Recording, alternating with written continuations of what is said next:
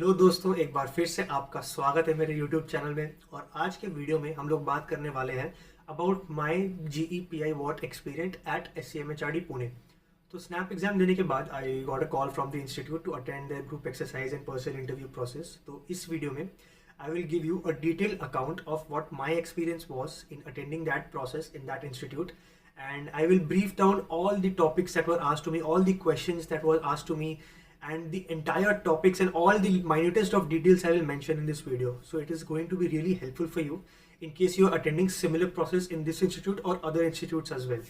So please ensure कि आप ये वीडियो एकदम एंड तक देखें, and I'm sure कि it is going to be extremely useful to you. So without wasting a lot of time, let us begin. The first part of the process जो था GEPI WOT का, that was the written ability test. So we were taken into a room and we were given a piece of paper जिसमें कुछ information दिया हुआ था. We had to read that information and then write around 150 to 200 words on the topic that was given to us. तो सबसे पहले अगर हम बात करें तो इस पर्टिकुलर प्रोसेस में कौन से स्किल्स टेस्ट होते हैं। पहला आपका होता है रिटन कम्युनिकेशन स्किल्स, कि आप लिखते किस तरीके से हो। उसके बाद क्रिटिकल एंड स्ट्रक्चर्ड थिंकिंग, आपकी थिंकिंग की कैपेसिटी क्या है, आप क्या एक स्ट्रक्चर तरीके से सोच के पॉइंट्स को अंडरस्टैंड करके उसको नोट डाउन कर सकते हो कि नहीं। आपकी इंग्लिश ग्रामर स्किल्स, आपकी vocabulary, your choice of words, your usage of words in sentences, your comprehension ability. उसमें एक पैराग्राफ दिया होता है तो you will have to first understand what is mentioned and on the basis of your comprehension only you are going to write the 150 to 200 words that you have to write on that piece of paper. और उसके बाद writing speed. और ये जो task आपको करना है वो एक स्टिपुलेटेड अमाउंट ऑफ टाइम में करना होता है, around 15 to 20 minutes, so that will test you on your writing speed as well. Okay, so ये जो वैट प्रोसेस है ये आजकल it is not a part of the process, but मेरे टाइम पे ये हुआ करता था। So I thought that I just let you know what happened in my case. तो the topic that was given to me was about women safety. तो एक paragraph दिया हुआ था उसमें and they had mentioned an incident in terms of women safety, की किसी women के साथ कोई ग्रोपिंग हुआ था या कुछ सेक्सुअल हरासमेंट हुआ था। तो एक इंसिडेंट दिया हुआ था। It was a very sensitive topic to be given at that point of time. And उन्होंने फिर सजेशंस मांगे कि how do we make India safer for women. तो उस टाइम पे ये चर्चे पे था ये वाला मुद्दा। तो that topic was given to me, it was current and hot topic at that point of time. It is still a very hot topic right now because of the atrocities and the crimes that women that are still prevalent in our society. So whatever I could recall from what I wrote, I'll just give you a brief of that. So first of all, I gave a context about the current safety of women in India. कुछ rape cases के statistics आप दे सकते हो, sexual harassment के statistics आप दे सकते हो, corporate culture में भी कितना प्रेवलेंट है हमारे इंडिया में, इसके बारे में आप बात कर सकते हो। उसके बाद आप बात कर सकते हो कुछ about stringent laws and enforcement for crimes. Laws अब जो गवर्नमेंट बना रही है उसको आप एनफोर्स किए जाए। लॉज बनाना एक होता है और उसको एनफोर्स करना एक अलग चीज़ होती है। तो उन जो लॉज जो गवर्नमेंट बना रही है उन वुमेन की सेफ्टी के लिए, whether they are actually being enforced on the ground, इसके बारे में आप बात कर सकते हैं। उसके बाद आप सेल्फ डिफेंस के बारे में बात कर सकते थे। सेल्फ डिफेंस मतलब suppose usage of pepper spray, training हो गया कोई sort of in terms of physical. अगर कोई आपको छेड़ रहा है, अगर कोई आपके साथ बदतमीजी कर रहा है, then you should know how to self defend yourself. उसके बाद we can talk about the cultural portrayal of women in the society. जो हमारी जो मूवीज़ हैं, बॉलीवुड एंड हॉलीवुड मूवीज़, उसमें वुमेन को पोर्ट्रे कैसे किया जाता है, तो इसके बारे में भी आप बात कर सकते हो। It is a very sensitive topic, so you have to be very careful in the choice of your words.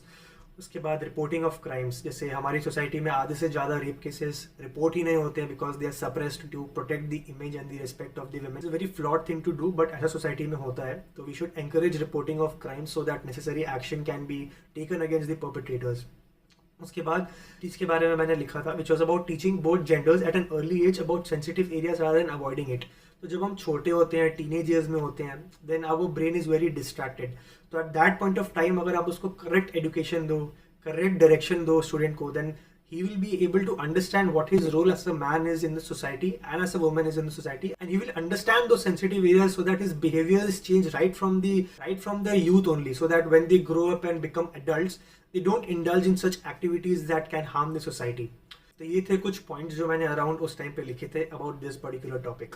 फिर रिटन एबिलिटी प्रोसेस होने के बाद we were escorted into a room and we had the group exercise after that. तो group exercise में सबसे पहले कौन से स्किल्स टेस्ट हो जाते हैं? तो ग्रुप एक्सरसाइज में आपकी लीडरशिप स्किल्स टेस्ट होती है, आपकी वर्बल कम्युनिकेशन स्किल्स टेस्ट होती है, आपकी ऑन द स्पॉट थिंकिंग कैसी है, आप कितनी जल्दी अपने फीट पे सोच सकते हो उसके बारे में आपको इवैल्यूएट किया जाता है, आपकी रिसोर्स यूटिलाइजेशन स्किल्स पे बात किया जाता है, और आपकी टीम वर्क देखी जाती है। तो ये ग्रुप एक्सरसाइज जो है that is very different from group discussion. Group discussion में you are given 8 to 10 seats, students वहाँ पे बैठते हैं एंड वो एक गिवन टॉपिक पे चर्चा करते हैं, लेकिन ग्रुप एक्सरसाइज इज डिफरेंट। मतलब there is a discussion but there are other things also involved, so I'll just give you an explanation on how the process went so that you will get a better idea. तो बहुत सारे इसमें props भी होते हैं, tables, chairs, pens, कुछ keywords भी आपको दिए जाते हैं, तो it's a very interactive sort of an exercise. I find it to be very interesting, क्योंकि कुछ बिजनेस स्कूल्स जीडीज कराते हैं, लेकिन group exercise I thought was something very different that Symbiosis was doing as compare to other business schools. तो जो topic हम लोग को दिया गया था that was very innovative and sort of fictional.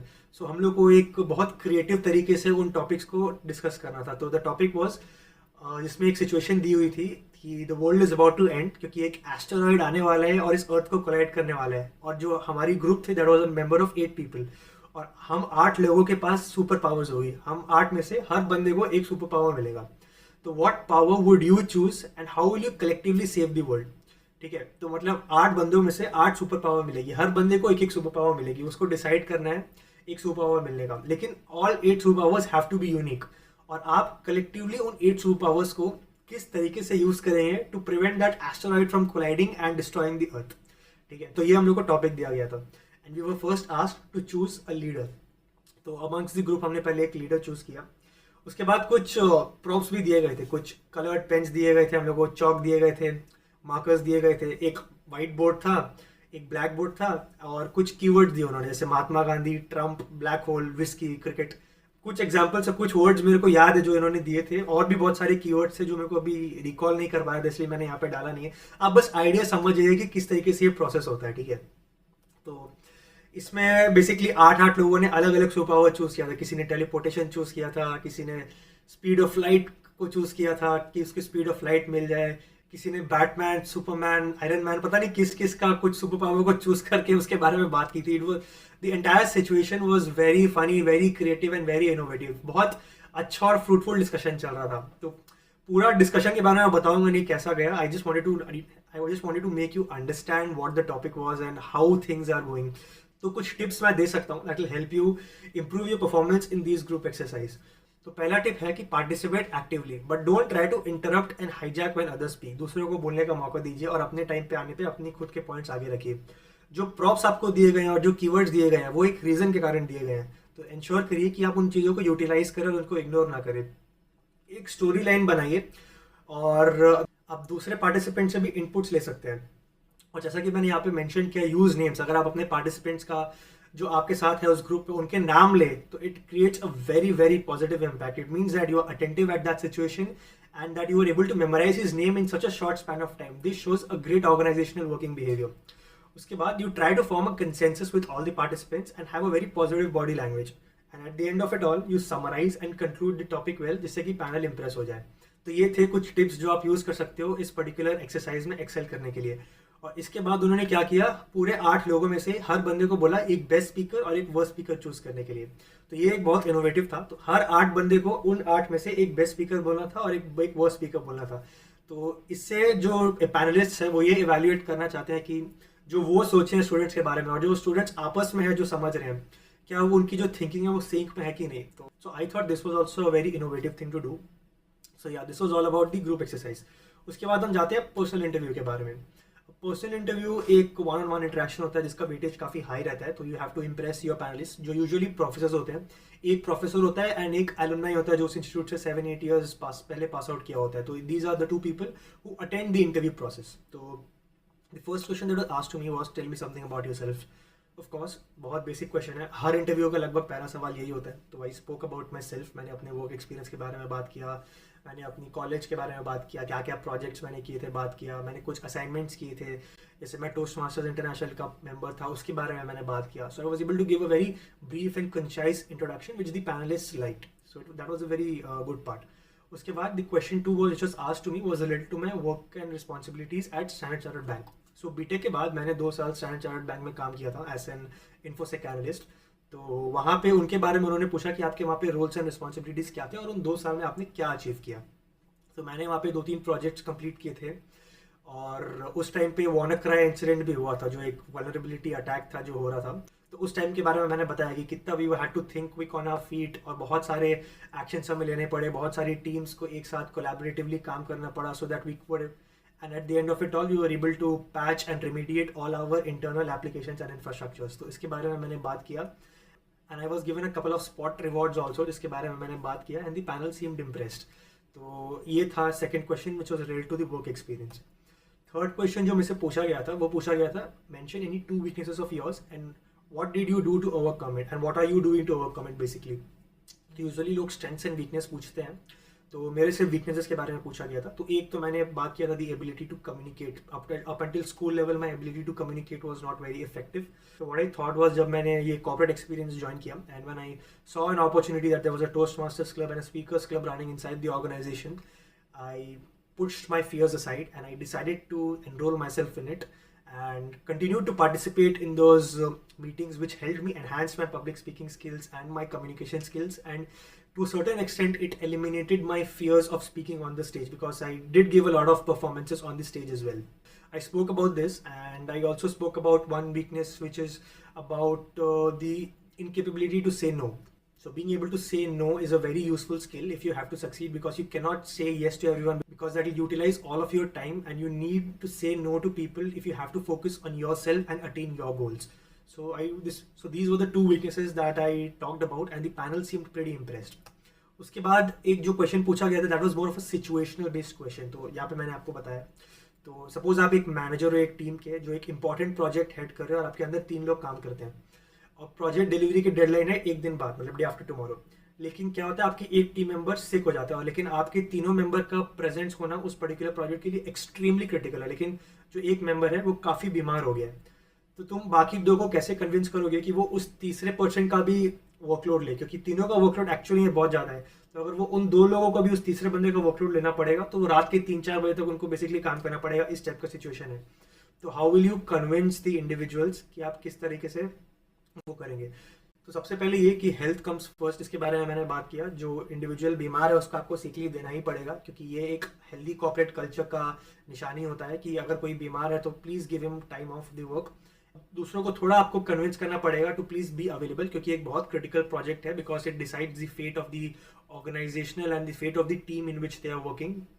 And what you can do is you can decide to give them comp offs later. Suppose उन्होंने extra overtime काम किया तो you can probably give them a comp off in the next week once the project is over. तो कुछ scenarios करके मैंने ऐसा बताया था उनको, तो they really seemed to like the diplomatic answer that I was giving at that point of time, so they was pretty impressed. और एक और क्वेश्चन पूछा गया था, तो this is more of a extempore sort of a round था। तो it was not a question, तो I was given a box जिसमें कुछ चिट्स थे, तो उसमें मेरे को 3 चिट्स उठाने थे और 15 सेकंड सोचने का टाइम दिया था, और उन 3 चीज़ों को, जो 3 वर्ड्स थे उसमें, उनको कनेक्ट करके 2-3 मिनट बात करनी थी। तो I really can not recall right now क्या थे वो 3 वर्ड्स, बट जो भी 3 वर्ड्स आए थे 15 सेकंड मैंने सोचा और उनके बारे में मैंने बात किया। तो क्योंकि मैं पार्ट था टोस्ट मास्टर्स क्लब का, स्पीकर्स क्लब था, तो मैंने ऐसे बहुत सारे एटलीस्ट 40-50 ऐसे मैंने एक्सटेम्पोज दिए होंगे उस टाइम पे जब मैं वर्क कर रहा था स्टैंडर्ड चार्टर्ड बैंक पे। तो एक फ्लेवर था मेरे को कि एक्सटेम्पोर को किस तरह से स्ट्रक्चर करना होता है, तो I was able to do well in that extempore round as well. तो दिस वाज ओवरऑल। 1-2 क्वेश्चन और पूछे गए थे जो मेरे को एकदम रिकॉल नहीं कर पा रहा हूँ मैं। So these were the, I feel, the major questions that were asked to me and which had a deep impact in the way the panelists perceived me as a candidate. So these were the questions and I was able to justify the answers to each of the questions. So मेरी first merit list में ही conversion हो गया था SCMHRD Pune का, and I eventually joined and completed my MBA from that particular institute itself. So this was my experience of the GEPI WOT process at SCMHRD Pune. I hope that you liked this video and found this video very useful. अगर आपको ये video अच्छा लगा तो please like करें और अपने दोस्तों के साथ शेयर करें, और ऐसे और यूजफुल वीडियोस के लिए please hit that subscribe button. Have a great day.